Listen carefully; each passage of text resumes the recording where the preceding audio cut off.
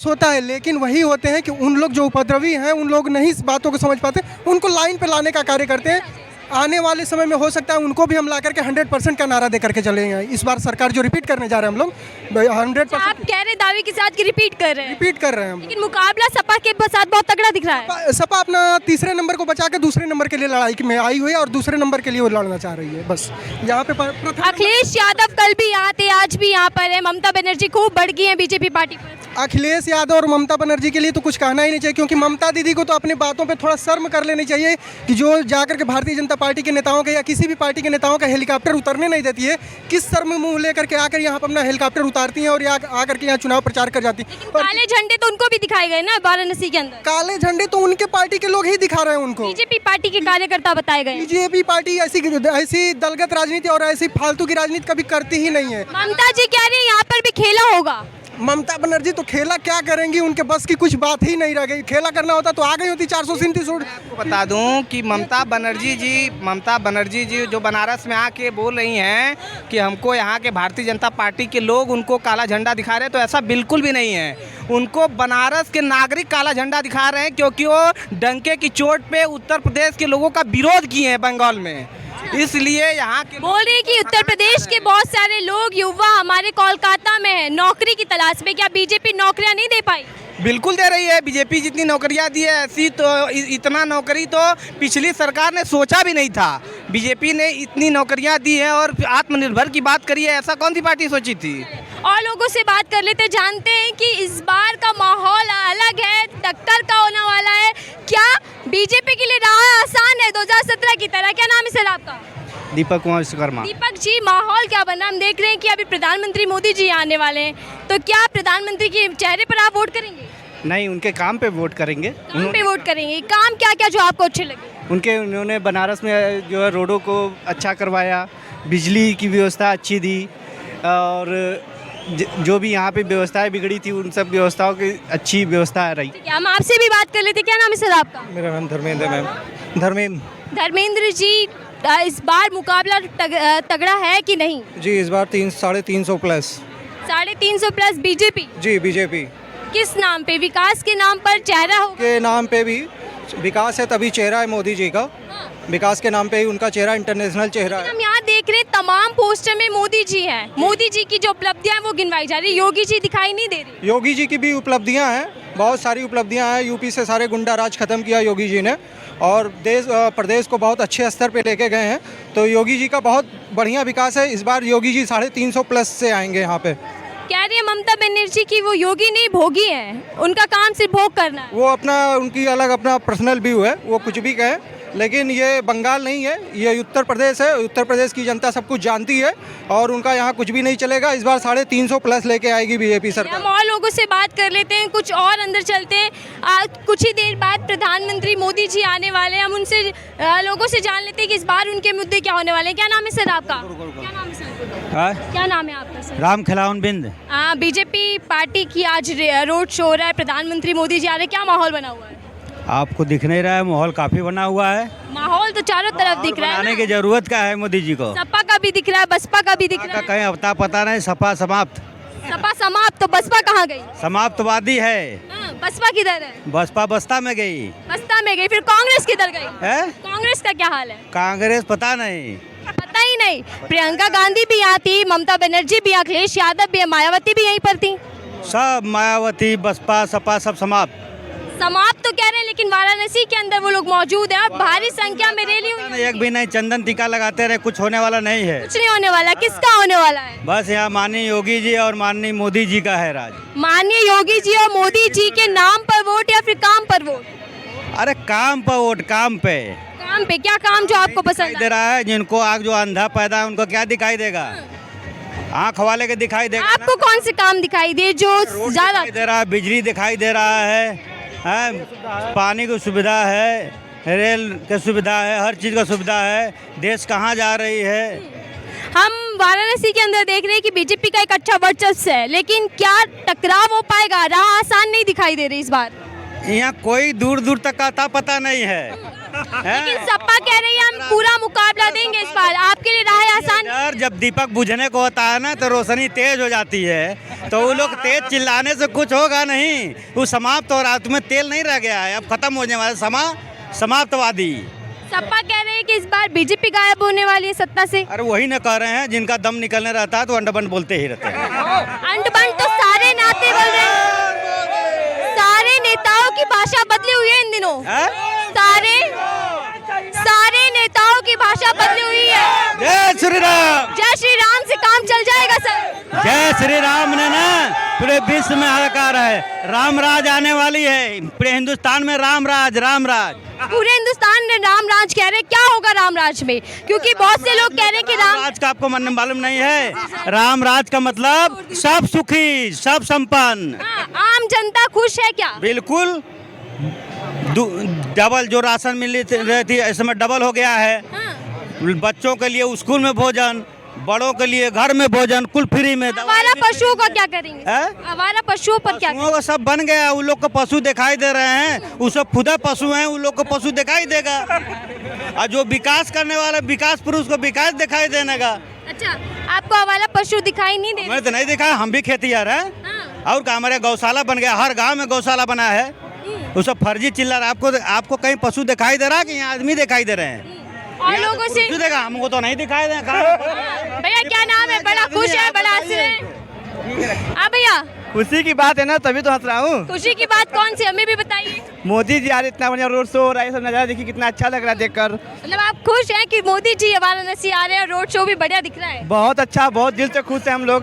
क्या ये पार्टी में खुशहाली बदल पाएगी? एकदम बदलेगी, क्यों नहीं बदलेगी। बराबर में अभी कुछ देर बाद सपा की रैली भी यहाँ पर चल रही है। सपा की भी रैली है, कोई दिक्कत नहीं, लेकिन जो भाजपा की रैली में सपा की रैली में नहीं हो पाएगी। मतलब क्या बदल वो है, अंतर क्या है इनमें? बहुत अंतर आप देख लीजिए, एक बार अंतर देख लीजिए पूरा। भीड़ तो उनकी रैलियों में भी दिखाई दे रही है, उनके रोड शो में भी है। जो भाजपा में भीड़ है उनके में भीड़ नहीं दिखा पाएगी ना। तो मतलब भीड़ से अंदाजा लगाया जा सके कि इस बार सत्ता में आ रहे हैं आप? एकदम 100% आ रहे, कोई शक नहीं, एकदम। और लोगों से जान लेते हैं, भैया युवा हैं, क्या मुद्दे होंगे इस बार आपके? इस बार मुद्दे हमारे ये हैं कि जो पिछले साल अभी जो 5 साल में हम लोग जो कार्यकाल देखे हैं मोदी योगी जी का, वो अभी पिक्चर नहीं, वो अभी ट्रेलर था। अब तो अभी 5 साल जो आगे आएंगे वो अभी पिक्चर होगा, पूरा पिक्चर बाकी अभी हम लोगों ने ट्रेलर देखा। मतलब ट्रेलर से आप इतने खुश कि पिक्चर बुक कर दी पहले? अरे एकदम पूरी जनता खुश है, पूरी जनता जनार्दन जान रही है, पूरी काशी की जनता, पूरे उत्तर प्रदेश की जनता जान रही है। इस बार 375 प्लस सरकार बनने जा रही है। 375 तो बन रही है, लेकिन मुद्दे क्या रहने वाले हैं? इस बार मुद्दे हमारे ये हैं, बहुत सारे मुद्दे, जैसे जो हमारे अभी जो पिछले 5 साल में हम जो कार्य अभी करना चाहते थे, जो अभी हम स्टार्ट कर रहे थे, वो कार्य नहीं कर पाए, वो उस साल मुद्दे लेकर हम आएंगे और नौजवानों के लिए अच्छे से अच्छे रोजगार लाने के प्रयास करेंगे। आरोप लग रहा है कि बीजेपी सरकार रोजगार देने में असमर्थ रही।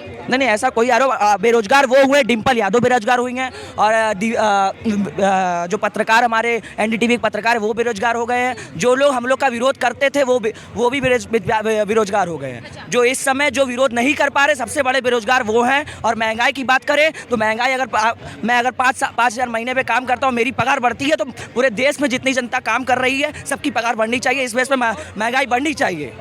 12,000 पगार बढ़ रही है तो महंगाई बढ़नी चाहिए। अरे देश के किसान के चावल का दाम नहीं बढ़ेगा तो महंगाई बढ़ेगी नहीं। लोग कह रहे हैं कि महंगाई बढ़ रही है, सिर्फ पगार नहीं बन रही, रोजगार जाता जा रहा है। अरे ऐसी कोई बात नहीं, अगर मैं 12,000 महीने पे काम कर रहा हूँ तो किसान को अगर चावल बेचना है उसको भी चावल बढ़ा के कीमत बेचना पड़ेगा। तो महंगाई बढ़ने से पगार ही बढ़ रही है, इसलिए महंगाई का कोई ऐसा आश्चर्य नहीं है जो जनता नाखुश है महंगाई को। हाँ, हम और लोग से बात कर लेते। क्या नाम है भैया आपका?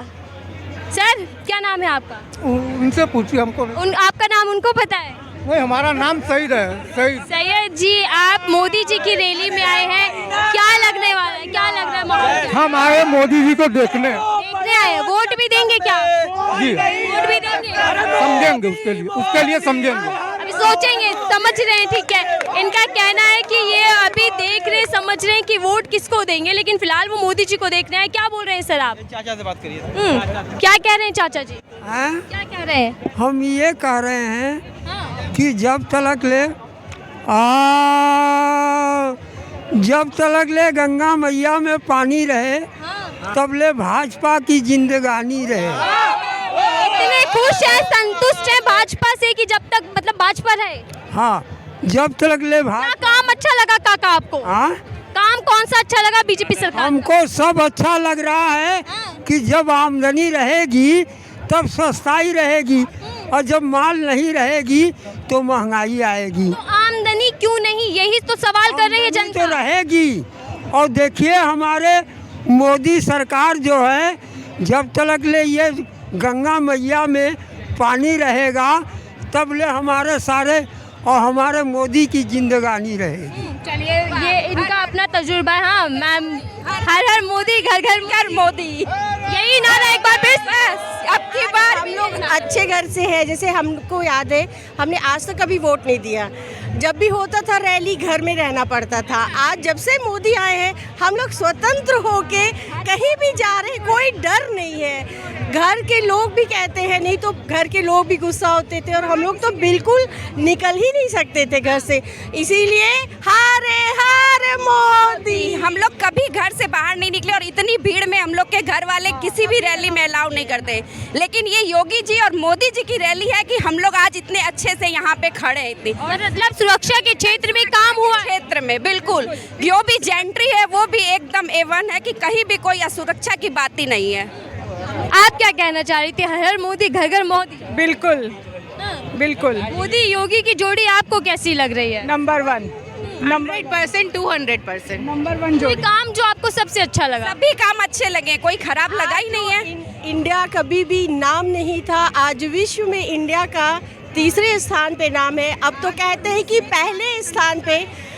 आज बस पे केवल इंडिया का फ्लैग लगा है और हम लोग सब लोग, हमारे बच्चे सुरक्षित आ गए। अब इससे ज़्यादा मिसालें और क्या दें आप। लेकिन बीजेपी पर आरोप लग रहा है कि वो हर काम में असफल रही, ना रोजगार दे पाई, महंगाई करी, महिला सुरक्षा नहीं दे पाई। जो सबसे ज्यादा काम करता है उसी पे आरोप बताइए। दूसरी सरकार का आप बताइए कि उन्होंने क्या दिया। अगर बीजेपी ने नहीं दिया तो उन्होंने क्या दिया, ये भी तो पता है वो आकर। जब तक सूरज चांद रहेगा भाजपा तेरा नाम रहेगा। कहने वाले ममता बनर्जी कह रही हैं कि खेला हो बे, इस बार भी यूपी की जनता पहचान चुकी है और इस बार बीजेपी को सफाया कर देंगे। बिल्कुल नहीं, ममता बनर्जी का काम है खेला तो वही करती है, पैर टुटवा के बैठी रहती है, भागने वक्त दौड़ के भाग गई।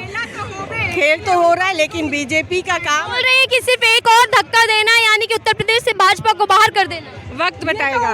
उन्हीं को सबसे बड़ा धक्का लगने वाला है ना, इसलिए वो प्रिपेयर कर रही हैं अपने आप को कि वो धक्का सहने लायक बन पाए।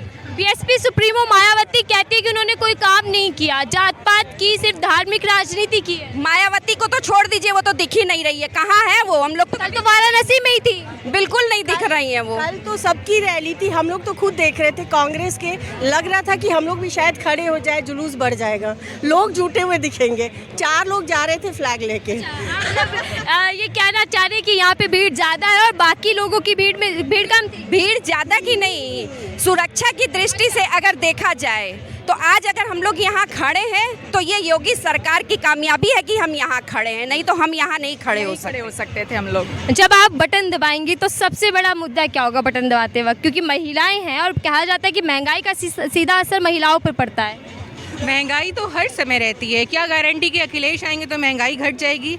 कोई गारंटी तो नहीं है, मगर विकास जो इसमें हुआ है योगी सरकार में, मोदी सरकार में, वो आज तक कहीं नहीं हुआ है। हमारे बनारस को ही देख लीजिए आप, ऐसा था बनारस पहले, आज जो बनारस है इतनी शोभा है, इतना काम हुआ है। अगर मोदी जी हाँ तरीके से बच्चों के लिए भी बहुत सारे क्षेत्र ऐसे खुले जिसमें बच्चे अपनी इच्छाओं से काम कर सकते हैं। वो पहले बच्चों को भी स्वतंत्रता नहीं थी। 5 साल पहले बनारस की रोडें ऐसी थी कि हर व्यक्ति के बैक में पेन हो गया था। ऐसे लग रहा था कि अब हम लोग की कमर बिल्कुल जवाब दे दी है, हर व्यक्ति के दर्द। लेकिन आज की स्थिति देख लीजिए कि सारा शहर एकदम नीट एंड क्लीन और कहीं भी रोडों पे गड्ढा नहीं है, आदमी आराम से जा सकता है। लोग डिलीवरी के लिए जाते थे, रास्ते में ही फंस जाते थे। आप विश्वनाथ कॉरिडोर को देखिए, आज लाखों लाख की भीड़ डेली हमारे बनारस में आ रही है। इससे हमारे पर्यटन को भी फायदा है, हमारे लोग जो बनारस के उनको रोजगार मिले। देखिए, अगर हम वाराणसी की बात करें तो प्रधानमंत्री की यहाँ पे एक अच्छी पकड़ है और सांसद भी यहाँ से हैं। लेकिन अगर हम उत्तर प्रदेश की फिर बात करें 2022 के चुनाव में, तो मुकाबला तगड़ा दिखाई दे रहा है सपा और भाजपा के बीच में।